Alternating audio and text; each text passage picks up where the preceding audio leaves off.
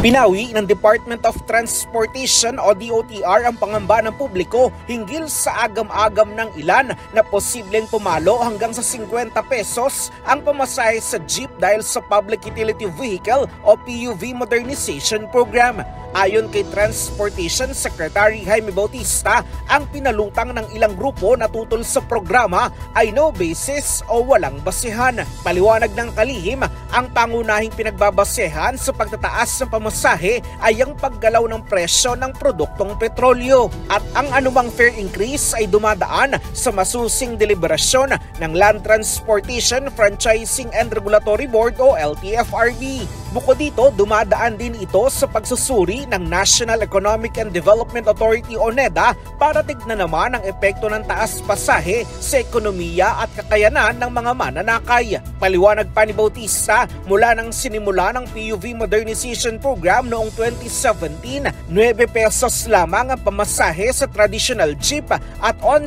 pesos naman sa modern jeep. At makalipas ang 6 na taon hanggang 2023, 2 piso lamang ang naging paggalaw sa pamasahe. Kaya naman wala anyang basihan para umabot ng 50 pesos ang pamasahe sa jeep. Para sa kauna-unahan sa Pilipinas, DCRH, ito si Christian Manio, tuloy-tuloy sa pagbabalita, tuloy-tuloy sa serbisyo, sama-sama tayo Pilipino.